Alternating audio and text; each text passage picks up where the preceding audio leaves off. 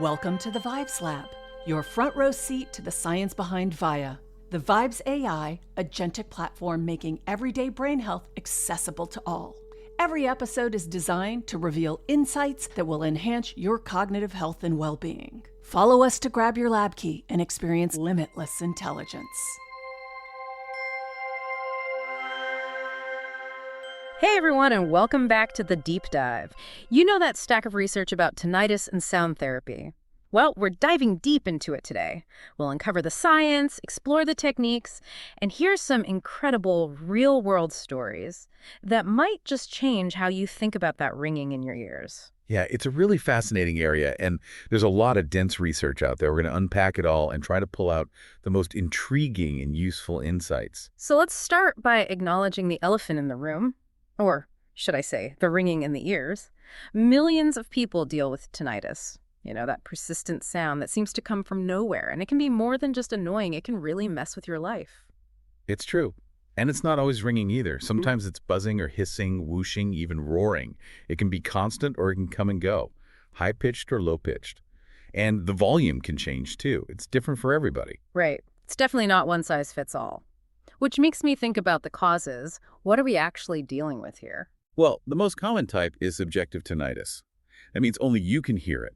It's often linked to hearing loss, but can also be triggered by other things, like ear infections, head and neck injuries, or even certain medications. So it's like a symptom, not a disease in itself. Exactly. Now, there's also objective tinnitus, but it's much less common. With this type, a doctor can actually hear it too, using a stethoscope. This one is usually caused by a physical problem, like muscle spasms or issues with blood vessels. I see. So depending on the type and cause, the treatment approaches might be different too. You got it. And that's where sound therapy comes in. It offers a whole range of techniques to manage and minimize tinnitus, no matter the cause. Okay, so we know tinnitus is complex and varied, but can sound therapy really retrain the brain to overcome it? We know there's no magic cure, but how does sound even begin to help? Well, there are three main ways it works. The first is masking. This is where we use external sounds to cover or distract from the tinnitus. You can think of it like adding background music to a quiet room. It changes the soundscape. So like fighting fire with fire? Yeah, kind of. It's not about completely eliminating the tinnitus sound, but about making it less obvious, less intrusive. And then there's habituation, right? That's where the brain learns to just ignore the tinnitus sound over time. Right. Think about a dripping faucet. At first, it's super annoying, but eventually you just tune it out. Habituation aims to do the same thing with tinnitus. But how do you teach your brain to ignore something so persistent? It's all about changing how you react to the sound. Instead of getting frustrated or anxious, you learn to accept it as a neutral background sensation. And that leads us to the third mechanism, neuromodulation. That sounds pretty high-tech. It is. This is where we're talking about directly stimulating the auditory system to reduce how much you perceive the tinnitus. We're talking about techniques like transcranial magnetic stimulation, TMS for short. It uses magnetic pulses to influence what's going on in the brain. So we're not just talking about external sounds anymore. It's about influencing how the brain itself processes sounds. Exactly. And there's a growing body of evidence that shows TMS can trigger what we call neuroplasticity. Basically, it encourages the brain to reorganize itself and hopefully reduce tinnitus perception over the long term. That's pretty incredible. But is there actual proof that any of this works? Absolutely. There was a study published in Healthline in 2024 that found 72% of patients said their tinnitus symptoms were reduced after only 30 minutes of high-frequency sound therapy. Wow. That's a pretty big improvement for such a short amount of time. What's happening there? It seems like high-frequency sounds are really good at activating certain neurons in the auditory cortex. And that can potentially lead to both masking and some long-term changes in the way your brain processes sound. So it's not just a temporary distraction, it actually causes physiological changes in the brain. That's what it looks like. Another study, this one by Neff and others in 2017, found that 10 hertz amplitude modulated sounds, we call them AM sounds. Anyway, they found those were even better at suppressing tinnitus loudness compared to plain white noise. So something about those specific frequencies really works on tinnitus. That's what it seems like. These AM sounds seem to be able to synchronize neural activity in a way that makes tinnitus less noticeable. And then there's notched music therapy, which uses a more targeted approach. Oh, right. This is where they remove the specific frequency band of sound that matches the person's tinnitus, right? Exactly. Think about it like this. They remove just one instrument from a musical track. That lets the brain process the rest of the sounds without being bombarded by that one specific frequency. And this can have long-term benefits. That's what the research is showing, yeah. By removing that constant trigger, the brain might be able to actually unlearn the tinnitus, and that could lead to longer-lasting relief. It might even impact the amygdala, which is the part of the brain that processes emotions. So it could reduce the negative feelings associated with tinnitus, too. Wow, so we're talking about possibly changing how the brain emotionally responds to sound. That's amazing. Okay, so we've got the science down, but I'm really excited to get into the details of the specific techniques. Sure. Let's start with white noise, which is probably the most well-known approach. Yeah, I've used white noise apps for sleep before, but I never thought about it for tinnitus. It's a popular choice because it covers such a wide range of frequencies, so it can effectively mask a lot of types of tinnitus. It's like throwing a blanket over those annoying sounds. So it's not about listening for pleasure, it's more about creating a sonic environment to help you deal with the tinnitus. Exactly. Now, if you prefer something a bit more natural sounding, there are nature sounds like ocean waves, rain, or birdsong. These can be really good at shifting your attention away from the tinnitus and promoting relaxation. It's almost like you're creating a mental retreat, transporting yourself to a more peaceful place. Exactly. And then there's notched music, which we were just talking about. This lets you listen to your favorite tunes without certain frequencies making your tinnitus worse. So it's a truly customized listening experience tailored to the individual. That's right. And it's not just about the type of sound, it's also about how it's delivered. Companies like Sound Oasis have devices that deliver specific frequency ranges, targeting different areas of the hearing spectrum. So there's a real push toward making sound therapy more personalized. Definitely. Tinnitus is a really personal experience, and finding the right sound therapy approach is all about experimenting and discovering what works best for you. This is also fascinating. Where do we go from here? Well, in the next part, we're going to hear some real-world stories about how sound therapy has actually helped people get their lives back. And we'll explore how to figure out the right approach for your own unique needs. Awesome. I can't wait. Stay tuned for part 2 of our deep dive into tinnitus and the power of sound. Welcome back to the deep dive. We're picking up our exploration of sound therapy for tinnitus, and this time we're leaving the science behind and stepping into the real world. Yeah, it's great to talk about studies and how things work, but hearing how sound therapy has actually made a difference in people's lives, that's what really makes it real, Absolutely. It's all about those tangible results, seeing how people are using these techniques to cope with something that can be a really, really tough condition. Right. I came across a story about a musician, Sarah. She'd been dealing with tinnitus for years, and it was so bad that it was starting to affect her ability to make music and even to perform. Can you imagine? For someone whose entire life revolves around sound. That must be just devastating. To have something you love, something that's so central to who you are, be disrupted by this constant noise. It just breaks my heart to think about it. Yeah, it was really hard for Sarah. At first, she was kind of hesitant about sound therapy, but she was like, what do I have to lose? So she decided to try incorporating nature sounds into her daily routine. Ocean waves, specifically. Interesting. Why ocean waves? She found that the gentle whooshing sound was super soothing. It helped to sort of mask the harsh edge of her tinnitus and allowed her to really focus on her music again. She would play these sounds, softly in the background while she was composing and practicing. So it became a kind of sonic anchor, a way for her to create a space where she could reconnect with her passion. Did it have a lasting effect? Well, the amazing thing is, over time, she started to notice that her tinnitus bothered her less, even when she wasn't listening to the ocean sounds. Ah, so her brain was beginning to habituate to it, like we were talking about before, learning to tune it out even without that masking effect. Exactly. And get this, Sarah was able to start performing again. The ocean sounds gave her that feeling of control over her tinnitus, and that really boosted her confidence. And it showed in her music. That's so inspiring. It's not just about managing the symptoms. It's about empowering people to live their lives to the fullest, in spite of the tinnitus. Absolutely. It's a perfect example of how sound therapy can really improve well-being on so many different levels. And Sarah's story is just one of many. There are so many different ways that people are finding relief and improving their quality of life using these techniques. It's really remarkable. I bet. Are there any other examples that kind of showcase this variety of experiences with sound therapy? Oh, tons. Let's talk about Mark. He's a high-powered executive, always stressed out. And all that stress was making his tinnitus unbearable. I can see that. We hear so much about how stress can make physical conditions worse.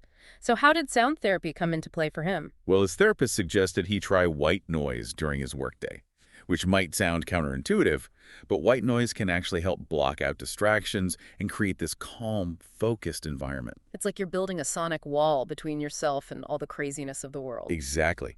And Mark found that white noise actually helped him drown out all the chatter in the office and allowed him to really concentrate on his work. So it wasn't just masking the tinnitus, it was actually improving his work environment too. Exactly. And what's really interesting is that by reducing his stress levels, the white noise also had a positive impact on his tinnitus. As his stress went down, his tinnitus became less noticeable, less bothersome. So it's like this positive feedback loop, less stress, less tinnitus, better focus, and so on. You got it. These stories are so encouraging. But I think it's important to remember that sound therapy isn't some magic bullet. It takes time, it takes consistency, and it takes a willingness to experiment and see what works for you. You're absolutely right. It's all about finding what works best for you.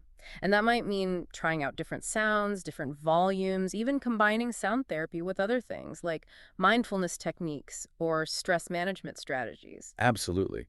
And while some people might see huge improvements right away, for others, it's more about learning to live with the tinnitus, finding ways to make it less intrusive, to feel more in control of their sonic environment. It's about striking a balance, right? Not necessarily getting rid of the tinnitus entirely, but finding a way to live a fulfilling life in spite of it.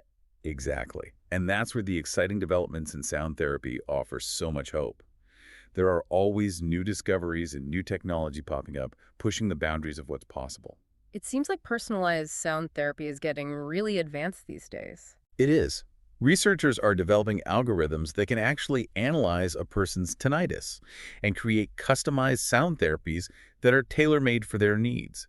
Imagine having a sound therapy program that's as unique as your fingerprint. That's amazing. It's like having a completely personalized sound therapy experience designed just for you. And then there's artificial intelligence. AI algorithms can sift through massive amounts of data about tinnitus to identify patterns and predict which therapies will probably work best for certain individuals. So you could have a virtual tinnitus expert guiding you through all the different options and helping you find the best approach. That would be a game changer for a lot of people. Absolutely. The possibilities are endless.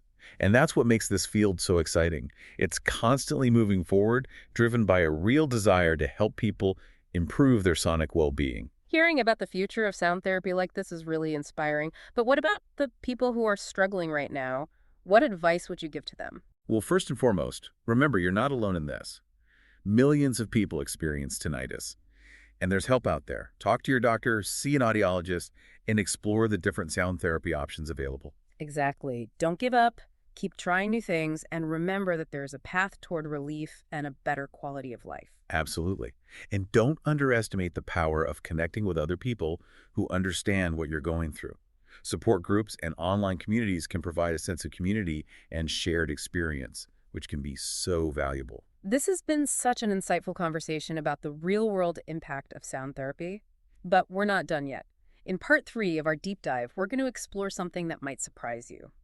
We're going to look at where sound therapy and mindfulness intersect. We'll be uncovering how these two seemingly separate things can actually work together to transform our relationship with tinnitus and help us find lasting peace and well-being. Stay tuned for the final part of our deep dive. It might just change how you think about not only sound therapy, but also your own inner world. Welcome back to the deep dive. We've talked about the science behind sound therapy, we've heard amazing stories of how it's helped people, and now, well, we're going to shift gears a bit. Yeah, in this last part, we're exploring a link that you might not expect. We're going to talk about sound therapy and mindfulness. I have to admit, when I first heard about this, I was a little skeptical. Mindfulness for tinnitus. Yeah. But the more I've learned, the more I see how powerful it could be to combine those two things. Right. It's pretty cool. So mindfulness is basically about being aware of what's happening right now in this moment without judging it. It's about noticing your thoughts, feelings, and sensations without getting all wrapped up in them. So instead of going down that rabbit hole of why me or this is driving me crazy, you're saying mindfulness can help you take a step back and just observe the tinnitus without freaking out. Exactly. And changing your perspective like that can be so freeing. A lot of the time, the worst part about tinnitus isn't actually the sound itself. It's that we resist it, we get frustrated by it, We're scared of it. We turn it into this big mental battle, and that just makes everything worse, right? Exactly. Mindfulness lets us back away from that fight. It lets us just observe the tinnitus without judgment. It's about knowing it's there, but not letting it control how we feel. So it's not about making the sound disappear. It's more about changing how we react to it. You got it. And when you combine mindfulness with sound therapy, that's when you have a really powerful set of tools to manage the tinnitus and feel better overall. Okay, so how does this work in real life? Let's say I'm using nature sounds as part of my sound therapy. How do I bring mindfulness into that? So instead of just having the sounds on in the background, really pay attention to them. Listen to the details like how the ocean waves rise and fall, the leaves rustling, the birds chirping. So I'm really immersing myself in those sounds, not just using them as background noise. Yes, exactly. And as you do that, pay attention to what's happening inside you too. What thoughts are coming up about your tinnitus? How are you feeling? Like noticing if I'm getting annoyed or anxious, or even if I'm feeling hopeful. Yes. And you just observe those thoughts and feelings. You don't judge them. Let them come and go, like clouds in the sky. It's almost like I'm creating space between myself and the tinnitus. Like I'm not defined by it anymore. That's a perfect way to put it. You're creating a sense of separation. Yeah. You're recognizing that the tinnitus is just one sensation. It's not your whole experience. And if I keep practicing this, it can help me feel less controlled by the tinnitus emotionally. It really can. By being more mindful during sound therapy, we can really lessen that negative emotional reaction to the tinnitus. And that helps us feel more peaceful, even when it's still there. This is incredible. So we're using sound not just to cover up or distract from the tinnitus, but to actually retrain our minds to respond to it in a calmer, more accepting way. Exactly. It's about using both external sounds and our own internal soundscapes to find a more balanced, harmonious experience.